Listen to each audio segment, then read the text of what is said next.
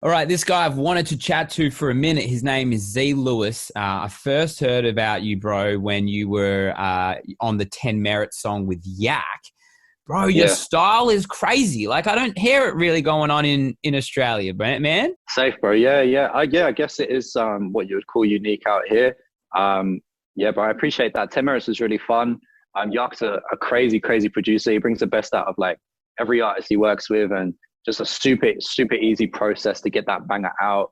He's a wizard in there, bro. He's a wizard. It's like we didn't even have to try. Do you know what I mean? The guy's And production level is like yeah, insane. It's like impeccable. crazy. Impeccable is the word, man. And he's so diverse, and like you can tell that he's in the gym every day. He's in the gym. He's trying new things. He's pushing himself. He's putting himself out of his comfort zone just on his own time, so that whenever the opportunity calls for it, he can just get it going. Do you know what I mean? Just doesn't even matter who he's working with. If it's for himself, if it's for somebody else, if he needs to meet in the middle somehow, he just knows exactly where to go. He's amazing. I can't say enough kind of words about the dude. He's incredible what he does, man. Yeah, and I Yeah. think that kind of comes from the repetition that he does, and he's always working and always trying different sounds and really just trying to, I guess, perfect his craft. Let's take a little bit of a step back for you. I know you moved from a part of London to Australia when you were a bit younger. Yeah. When did the music side start for you? Was it out there in London when you were doing music, or was it once you got to Australia? I mean, I grew up in a household with loads of music, man. Like my dad's a musician. My mum loves music. My whole family is like pretty musical. I was writing songs here and there when I was growing up, on guitar, a little bit of rap, a little bit of this, a little bit of that. It wasn't until I came to Australia that I started to feel sort of motivated to do it in a bigger way, less of a hobby, more of me kind of trying to chase it as a career. And I think that's just because I had to spend that time getting to a point where I thought I was good enough. Do you know what I mean? Like, and I felt comfortable putting stuff out, but a bit of both, man. Like, I don't think you can, if you've got a creative way about you anyway, growing up in a city like London is like, it would be impossible not to, have some kind of dabbling in some kind of creative force somewhere, because the city is just so full of culture and history, and the people out there are just on a different kind of level, like in terms of creation. It's just a different vibe, bro. So yeah, bro, a little bit of both. Like, yeah, more so like serious about it when I came out here, and I noticed people were sort of like, oh, rah, who's this like English kid spitting on a beat? All we've got out here is like hilltop hoods and shit, you know what I Yeah. mean? And I like that kind of gave me a little bit of validation at the start, and even then it was just like webcam videos and shit like that on Facebook. But yeah, a little bit of both, bro. A little bit of both. Where did your kind of direction, I guess, come from then? Because like you said, and I said off the top, not really, in Australia sounds like you. The drill scene is, starting to blossom now. But for Yeah. you, were you looking inward at what's going on in Australia for music, or did you get a lot of inspiration by looking back at what was still going on and what is going on in the UK with, the drill scene? Again, a little bit of both, bro. I try and take the best of both worlds a little bit. Like when I was coming up listening to hip hop in the UK, it was all grime. It was the early Boy Better Know days. A lot of Wiley, Get, Skepta, really underground shit back then that was like spat on pretty much in terms of mainstream media. As much as you can see, the same happened with Cursor back in the day, and acts like Husky and all them boys. Really, they like came at the perfect time, because they had to the culture had to grow from it from a street level. Do you know what I mean? So a little bit of both, man. Like looking back, definitely in the UK, I get a lot of inspiration from the OGs of grime, and in the modern day sense, bro, I fucks with a lot of Heady One, a lot of Dave, and some of those new school acts. H is sick as well. Real, just like people just really making a wave of their own. And in Australia, bro, to be honest with you, I enjoy a lot of Aussie drill. I can't say it's on my playlist a lot. That's just me. But to be honest with you, like I tend to take a stance where I don't put too much mindset into my contemporaries in this stuff. Do you know what I mean? I find that it can dilute you a bit. It can find you sort of chasing somebody else's footsteps, and it's just not something that I want to do. So I definitely feel inspired by the wave of like interest in hip hop in this country. That's sick. But on the other hand, I've been doing this for like 6 years now. Do you know what I mean? I was playing shows when there was nobody in there, and everybody was still at the indie gig down the road, and like it wasn't cool to be into hip hop in this country. And so it's a little bit of both, man. Again, like The culture inspires itself, and we all feed off each other. And I think that tempering that is something that I've always done a little bit. Like I've always kind of been aware, but I try not to feed too much into like my contemporaries, as it were. I think Australia, and it's no, surprise to anyone, but Australia is kind of, 5 to 10 years behind the rest of the world when it comes to music and what's hot. And in a sense of, I think that hip hop and grime and drill are just starting in the last 2 to 3 years to get put on the level of where they should be, the accolades that they should, and be respected by the music community. Have you seen a shift? You've been doing it for 6 years. Have you seen a shift in the last few years? Absolutely, man. Absolutely. Yeah. The culture has exploded compared to what it was before. Yeah, absolutely. There's been a massive, massive shift on a street level and on an industry level as well. We're seeing more and more international labels looking at this country now. We're seeing artists doing hip hop in this country having proper virality happening with their music as well. You look at acts like Young Marta, for example, like that shit could never have happened 5 years ago, because like people just weren't into it, to be frank, bro. Like, to put it as simply as possible, people just weren't rocking with hip hop in Australia. And over the last 2-3 years, it's happened quick. And you say like Australia's 5 to 10 years behind.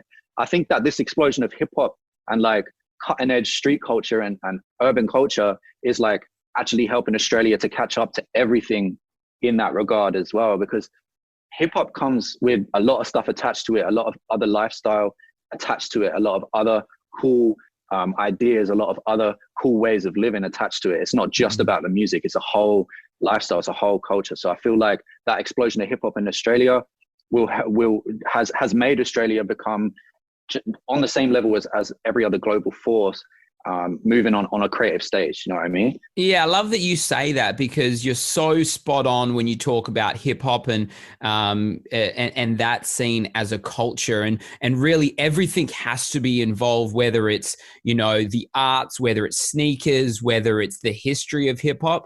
If you don't bring that with it, the music sits alone by itself and people don't pay attention. But you're really, spot on with the saying that, I think in the last, 5 years, Australia has really started to appreciate that culture and everything that goes around with it. And that's why we are seeing, these artists start to blow up. And I love that you say Young Marta, because, his track with your boy, Boy Scout Gatsby Pop, that we've been playing on the show, is one that, the international market are going like, yo, this is sick. Yeah, man. Yeah, 100%. It's not surprising. It's so palatable, man. And I feel like en masse, like as a whole community of music makers, that has been something that's been big, has been crafting that palatability on a global scale. That's just had to take time. And it was the same thing in the UK, man. And like eventually Australia will be seen, like the musical output of Australia will be seen just as influential as the UK, as the US. It's just a matter of it going on that journey like it is, bro, and like it has been. So I'm excited, bro. It's exciting as fuck. And like, yeah. Bro, it's dope, and it's sick for me. Like, I love to be able to be a fly on the wall and really get to push and help promote and really be involved with it. And the track that, really put me onto who you were, and you mentioned it earlier, the 10 Merits one with YAAK and the boys over there at High Low Creative. Let's talk about that song for a second, because the production on it is insane, and it's almost, I would have imagined when they showed you to that track to you, was it a daunting kind of like, oh shit, this is what I'm going on? Or were you just like straight in it, 100% knew what you're doing off top? I was in a good stage of like creativity at the time. I was in a good flow. I was already in the studio. And when they sent it over, it was kind of like, it wasn't like so much daunting, but it was definitely like, it was different to what I expected, but also not like, I kind of had the idea that it would be something heavy like that for a producer that had never sort of met me in person and sort of had gone off of just like the grime sounds or the gritty sounds that I'd put out. I was kind of expecting something hard hitting. I definitely didn't expect something that dynamic. It's so dynamic, that beat. So that was a bit of a challenge, but honestly, he writes pockets so well, YAAK, that it was a breeze. I already had some bars from the second verse. Those bars are from like 5 years ago, that second verse. So that just shows you how well he can construct a beat for a rapper. And if you're hungry enough and you want to rap on it, bro, then you'll get in there and do it. And I was just lucky enough to be in a good state of mind and already in the flow. I was coming off the back of writing a couple of other tracks, doing like a Catch and Zed's freestyle that I was working on at Marshall Street. And I was sitting in a booth with, I think it was with Z.Lewis, who's a producer that works with Real Music for the past like couple days. And it just had me in a good mindset. So when it came to the demo, the beat coming through, I think I had a demo done that same night, bro. Like I had something done that same night and sent it off, and he liked it, and then we just kind of workshopped it from there. So it didn't take long, man. It didn't take long. Yeah, no, that's great, because I'd actually heard the beat before you had gotten on it a while ago, and I was in my head going like, who fits this? Like, you know what I mean? Talking with George, and I was just like, bro, I can't even tell you someone off the top of my head that I think would work on it. And then the moment I got it, I was like, yo, they couldn't have picked a better vocal for this. And you flowed on that. And that's hard to do on a beat like that, bro. So big ups to you, because I don't think there's many people that could. I appreciate that, man. I try my best. It definitely was challenging, bro. And that's right. Getting the flow and the musicality on something like that, and the rhythm with something that's that hard hitting is definitely a challenge. You know, you can get on it and just rap. But, you know, to make it actually palatable as a song and have that flow and rhythm, bro, it was a challenge. So, and it took us a few sessions in the end to get to a point where it was really working. But yeah, bro, I appreciate that, man. I appreciate that. I think it's a lot to do with the chemistry me and YAAK had in the studio as well. And just the overall like energy behind the song. We were both as behind it and as attached to it as each other. And that always helps. You know what I mean? Yeah, I see you out, and you just mentioned it before, working at Marshall Street Studios, and I know YAAK's out there as well. What's that place like as a creative? Because I see a lot of stuff coming out of there at the moment. Yeah, man. Oh, fuck. That's like, I'd say that's one of the best studios this side of the country, bro. Like that's amazing. It's an amazing facility, amazing team. Benny, Clucker, and Stu, they run it amazingly, and of course Matt runs that place as well. And incredible studio. I'm blessed to be able to walk in there and make music, honestly, man. I don't know if you've been in there yourself, but no, I haven't got a chance because the bloody COVID's just jumped in the way. Yeah. But as soon as I can, I'll be out there. Definitely. You'll fall in love, bro. It's huge. There's something like 10, 15 separate studio rooms. There's rehearsal spaces. There's a sick, like, open space recreation area, like upstairs. They had a few like drinks there the other night. It was sick, man.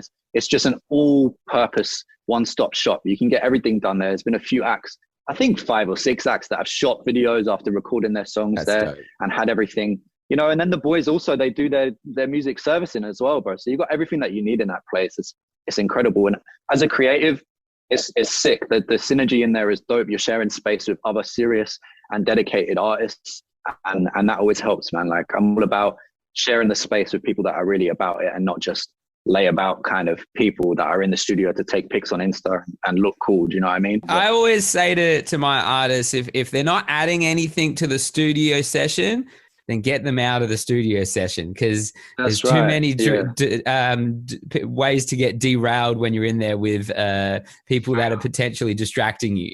100%, man, 100%. Like, just dilutes the energy, and yeah, there's very little of that in there, and just, yeah, it's a great space, amazing space, man. Yeah. So is that where this new track that you've just released came out of? You recorded it at the studios there, this one, VIS A VIS? No, VIS A VIS, I recorded at home, man. That was during the lockdown stage. So I've just been recording in a little bedroom in my house, like not even soundproof treated or any of that jazz, just getting it in. And yeah, bro, I sent it off to KB, who's a mix and master engineer that Matt knows. And he did some magic on it, bro. You'd never even know it was recorded basically in a cupboard. No chance. Yeah, man, yeah. Let's talk about that song, your brand new track, VIS A VIS. Where did it, it came out of lockdown for you. Was lockdown for you, I guess, inspiring or did it make it hard for you to record? A bit of both, man. It went for a while. Do you know what I mean? At the very start of lockdown, I was really locked in and getting a lot of stuff done. I had, I think, about 10 or 15 demos that I cranked out in a couple of months in 2020. And then just sort of, I don't know, man, a little bit of stagnancy sort of sets in. You got to kind of live life to write about it, if you know what I mean. And that, I know that hasn't been the same for every other artist though. Like, there's some people out there that have been getting it every day, but to be honest with you, man, like not a whole lot changed for me in terms of my inspiration level. I've kind of always been like that sort of like nomadic, just kind of record in my kitchen if I have to, sort of thing. Like if I've been in the same house for days, it doesn't matter. If I've been going out, it doesn't matter. I always get like waves of inspiration no matter what. So lockdown, yeah, man, it had its challenges, but it wasn't as challenging as I feel like it could have been for me. And it wasn't as inspiring as I've seen it be for some other artists. But I think it served me well, man. I think I've improved in that time, and I've been able to get in and hone my craft. So for that, I'm grateful. So yeah. And of course, lockdown's had its, you know, this past 2 years, I've had, you know, family stuff going on, man. I've had my first daughter. That's been a congratulations, bro. I'm waiting for mine any day now. I know. Yeah, I've been seeing that, bro. Almost ready to pop. That's amazing, yeah, bro. It's amazing. Mate, my wife might run in this room any moment right now and say, you got to get off the interview. We got to go deliver our baby. Yeah, bro. Well, I'm fucking so happy for you, man. It's amazing. Yeah, first one. Any advice for me?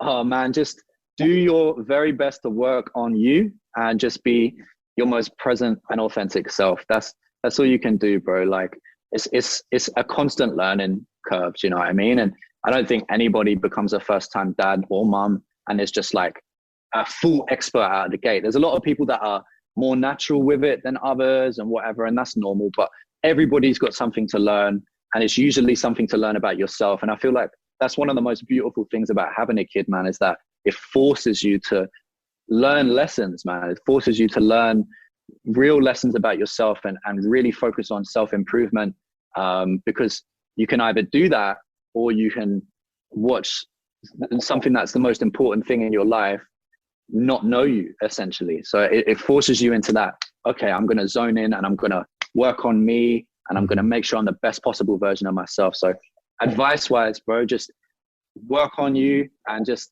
go into it and be present every moment. That's it, bro. And that's just coming from, I've only been a dad for 2 months. I'm in no position to be giving anyone advice, bro, because I'm still learning. Do you know what I mean? So as far as I can tell you, bro, just be present, work on you, and the rest will come naturally, man. Yeah. I talk to a lot of artists that, you know, have kids and have had kids over the years, and they say that there is sometimes a change in their you know, their drive or even Definitely. the way they ride or their perspective. Have you noticed that already?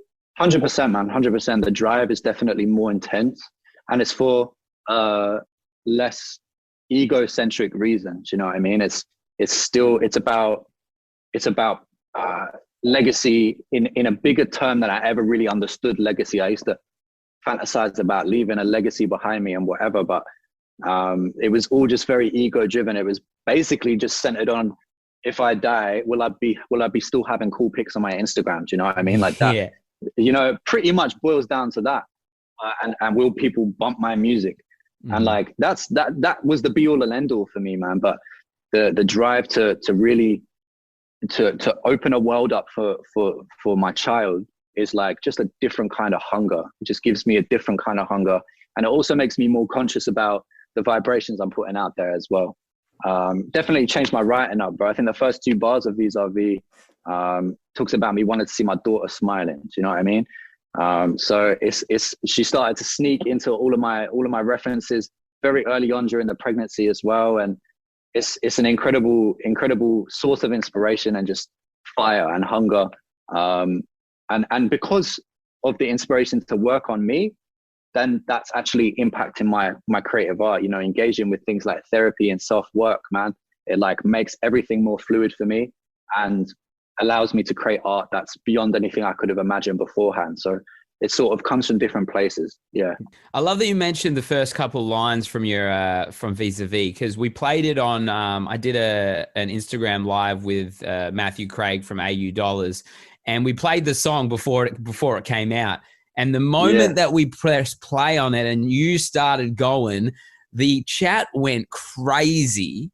And it was just this sense of like, you knew this was going to be a hit from the moment. Was that for you? Like, as soon as you got out of that booth, you went like, this is the one. Like, this one has to come out. Yeah, I think so. A little bit, man. Like, I've never written on a drill pocket like that before that song. Like, I've done little bits and bobs, like just kind of freestyled to myself over some drill beats. But when I had got in and I wrote that song over a couple of days and recorded it. It just felt really natural. And I know when something feels fluid and natural for me, that I'm probably doing the song the best justice that I can do it. So I don't know if I came out the booth and instantly thought it was a banger. It was when I sent it to Matt, bro. Because usually Matt keeps his cards close to his chest, fam. He's like, yeah, I like what you did there, bro. Do you know what I mean? But, you know, he won't even say but. He'll just be like, I like what you did there, man. And the subtext is like, but keep grinding, keep getting it, bro. Keep building. Do you know what I mean? He'll never tell me my shit's trash, but you know what I mean? But this, when I sent Vis A Vis to Matt, I got like 5 messages in a row, all in caps, like, yo. That's when you know, bro. Yeah, man. Yeah. And that's when I was like, oh, okay. All right. Yeah, maybe this is a good one then. So yeah, let's run with it. That's a really good thing to put to show to artists, because I get so much music sent to me as well. And even the guys that I manage. And yeah, like I always go back with like, yo, this is dope, or yeah, man, like love what you're doing. Keep at it. But then when I really feel something, I'll be just fucking exclamation points, fucking big fucks. Yeah. Like, you know, it's emphasis. It's one of those ones where you notice straight away the level and the quality. And I think as you mentioned before, I guess the more of a drive that you've got, you know, in your life, it shows in your music. Yeah, definitely. It's fluidity for me, bro. Like I'm just finding things a lot more natural for me. There's less force in it.